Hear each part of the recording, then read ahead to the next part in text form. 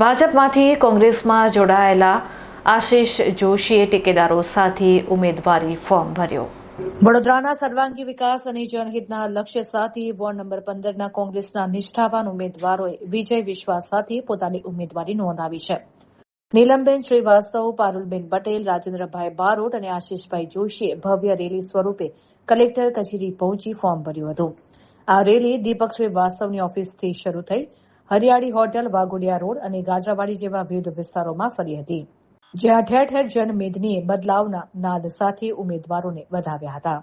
ચાલો બદલાવ માટે સાથે ચાલીએના સૂત્ર સાથે કોંગ્રેસે મક્કમ ડગ માંડ્યા છે.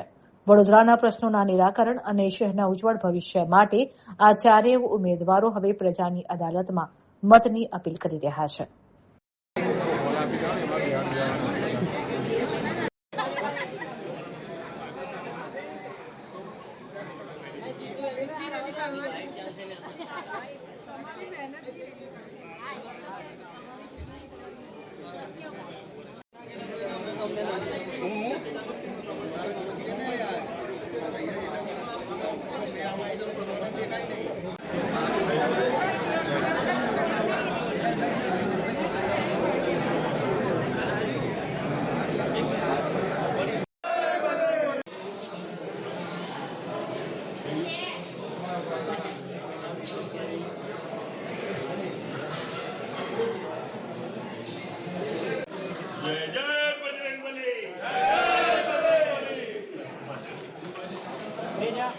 हाँ वो अब ऊपर है थोड़ा शॉर्ट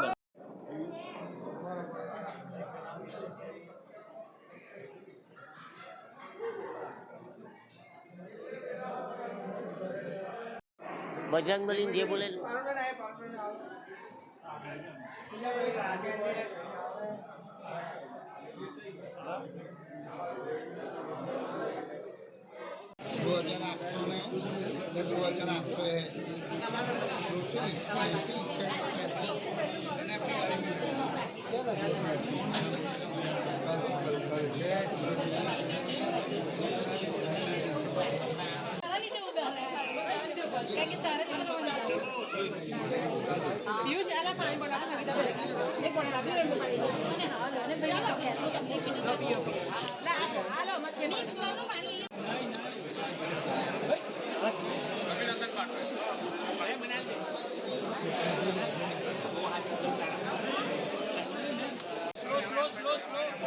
स्लो मौसम मैडम थोड़ा ऊपर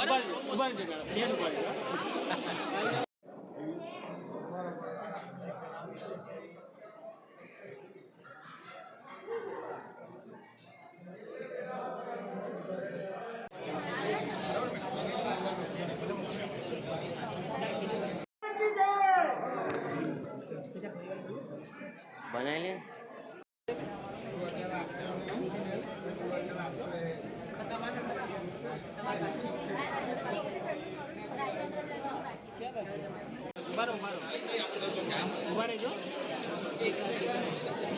ઓકે મેડમ જઈ શકો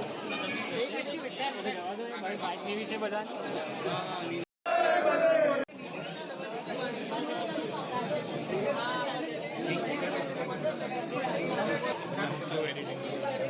हमने बाइक ચાલશે ને हमने सोच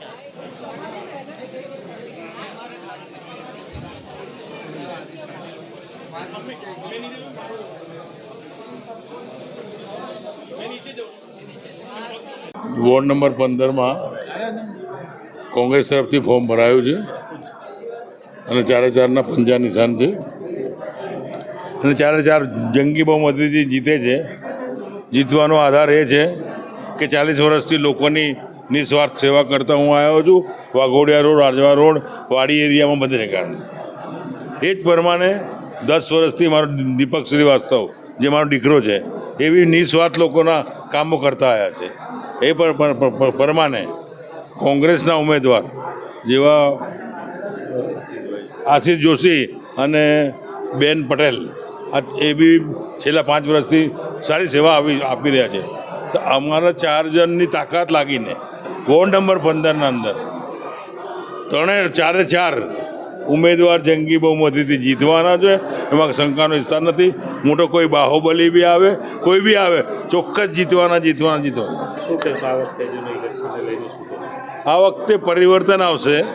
લોકો પાર્ટીના નામથી ચૂંટાઈને મોડું દેખાતા નથી. જ્યાં ત્યાં જુઓ, વડોદરા શહેરમાં ખાડા કરી દીધા છે. કોઈ વિકાસના કાર્ય દેખાતા નથી. ખાલી નામ લઈ લીધું, આ કામ કર્યું, અને ચૂંટાવીને 5 વર્ષમાં મોડું દેખાડવા નથી આવતા જે અગાઉના ચૂંટાયેલા પ્રતિનિધિઓ. મારે પાર્ટી નથી કહેવું, આપ સમજી જાઓ કોના માટે કહી રહ્યો છું. હું કોંગ્રેસને જીતાડવા માટે મેદાનમાં નીકળ્યો છું. Ward number 15, ward number 14, ward number 16 અને વડોદરા શહેરના અંદર જ્યાં બી બોલાવશે ત્યાં કોંગ્રેસ માટે તન, મન ને ધન અને જાનની બાજી લગાવીને મેદાનમાં નીકળ્યો છું. શું કહેશો તમારા વિસ્તારના નાગરિકોને વડોદરા શહેરના ભાઈઓ, બહેનો, વડીલો, મતદારોને હું એ વિનંતી કરવા આવ્યો છું કે આપ સૌ જાણો છો કે અગાઉ સાનામાં હતો અને કેટલી તકલીફ ઉઠાવી, કેટલી જેલ કાપીને આવ્યો અને આગળ લાવવાના અગાઉની સરકારને પ્રયત્ન કર્યા, પણ અગાઉની સરકારે અમારી સાથે અન્યાય કર્યો. એ અન્યાયને સામનો આપવા માટે અને જાકારો આપવા માટે અને પરિવર્તન કરવા માટે, એટલા માટે હું આ પાર્ટી છોડીને કોંગ્રેસને બિનશરતી સપોર્ટ આપવા નીકળ્યો છું. ભગવાન શ્રી રામ, બજરંગબલી અને દેવોના દેવ એવા મહાદેવના આશીર્વાદ લઈ અને ટેકેદારો જનતાના સાથ સહકારથી જંગી બહુમતીથી રેલી કાઢીને અહીં આગળ આવ્યા છે. અને આજે અમારું ફોર્મ સબમિટ થયું છે, ભર્યું છે, એ વિશ્વાસ સાથે ભર્યું છે કે જનતાનો સાથ સહકાર હંમેશા હતો, છે અને રહેશે. શું કહેશો તમારી કઈ પ્રકારની જે કામગીરી જે છે? મારું તો આ ફોર્મ ફર્સ્ટ ટાઈમ હું ભરું છું અને ફર્સ્ટ ટાઈમ હું ચૂંટણી લડું છું. પણ મધુભાઈ શ્રીવાસ્તવ એ ચૂંટણી ઘણીવાર લડી ચૂક્યા છે, એમનો દીકરો લડી ચૂક્યો છે, આશીષભાઈ, આ બધા જ મારી પેનલમાં મારી સાથે છે અને હું એમની સાથે કાર્યકર્તા તરીકે રહ્યો છું. તો જોયેલું છે એમનું કામ કરવાની સ્ટાઇલ એમની જોયેલી છે. તો એ બધું શીખીને આજે પ્રોત્સાહિત થઈને મેં કામ કરીશ.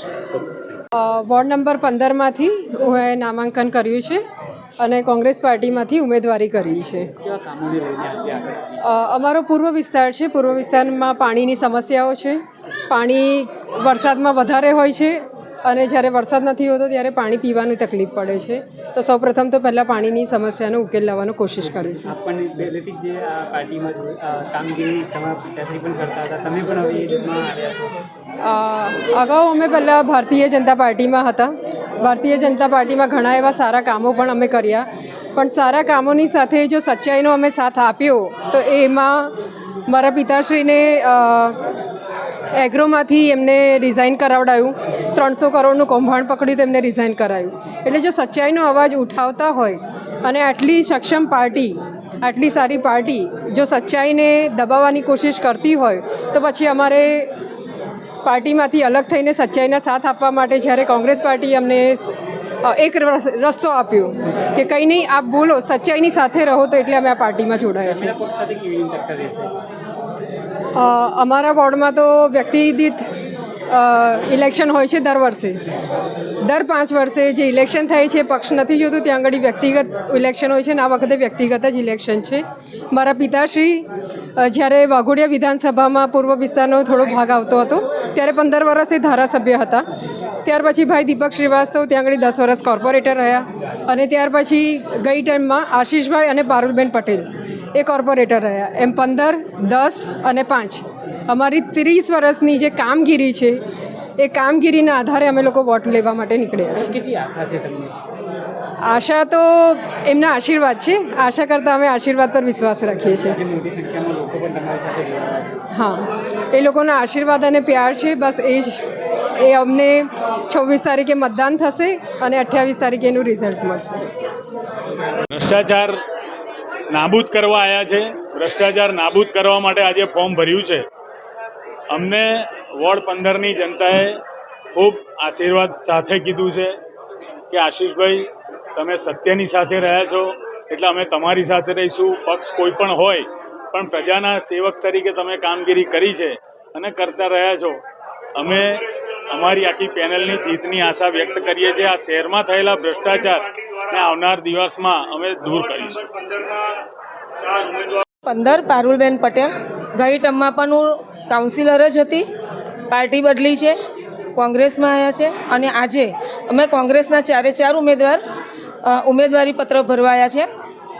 જી મેડમ, કેવા કામો કરવા તમે ઈચ્છી રહ્યા છો? મારા વિસ્તારમાં લગભગ તો અમે ઘણા એવા કામો કર્યા છે અને અગાઉ પણ જે ધારાસભ્ય હતા મધુભાઈ શ્રીવાસ્તવ, એમના પણ વિસ્તારમાં કામો બોલે છે. દીપકભાઈ શ્રીવાસ્તવ પણ કાઉન્સિલર હતા. પછી આશીષભાઈને અમે આવ્યા ત્યારે પણ અમારા જેટલા બનતા પ્રયત્ન 5 વર્ષની અંદર અમે કર્યા છે અને જે બાકી રહી ગયા છે, જે અમે બજેટમાં મૂક્યા છે, એ પણ અમે આવનારા સમયમાં પૂરા કરીશું. પછી તમારા સામે એક પક્ષ પણ આવશે, કેવું રહેશે ટક્કર? પક્ષને નાગરિકો જોવાનું, પક્ષને કોઈ લેવા દેવા નથી. નાગરિકોને એક જ વસ્તુની માંગ છે કે અમારી સાથે ગમે તે ટાઈમે ગમે તે જગ્યા પર કોણ ઊભું રહે છે અને કોણ અમારા કામ કરે છે, એ વસ્તુ નાગરિકોની અંદર પહેલાં છે. નાગરિકો એ જ અમારો પક્ષ છે, એટલે પક્ષ સાથે અમને કોઈ લેવા દેવા નથી. અને જ્યારે નાગરિકોએ અમને કહ્યું છે કે તમે અમારા માટે પક્ષની કોઈ એ લેશો નહીં, અમે તમારા માટે છે અને તમને જોવાટ કરીશું અને જંગી બહુમતીથી જીતાડીશું. તમારા સમર્થકો બી ગાઢ ખાસી મોટી આજે બહુ મોટી સંખ્યામાં અમારા સમર્થકો આવીને ઊભા છે. એ જ એના પરથી જ લાગી રહ્યું છે કે જે રીતે જય શ્રી રામના નારા બોલાયા, આટલા બધા સમર્થકો અમારી સાથે રહ્યા. વિસ્તારના જ નાગરિકો બધા હતા. કોઈ એવું તો હતું નહીં કે ભાડેથી અમે કોઈ પબ્લિક બોલાવી હતી, એવું હતું નહીં. કહેવાવાળા એવું કહેશે કે ભાડેથી પબ્લિક બોલાવી હતી, પણ ભાડેથી કોઈ પબ્લિક હતી નહીં. બધા વિસ્તારના જ નાગરિકો હતા અને આટલી મોટી સંખ્યામાં વિસ્તારના નાગરિકો હોય સાથે, તો પછી એવું જ સમજવાનું હોય કે ભાઈ આ લોકોનું આટલું મોટું સમર્થન અમને મળે છે તો ચોક્કસ અમે જંગી બહુમતીથી જીતીશું. જી આપનું નામ? પારુલબેન પટેલ. Thank you.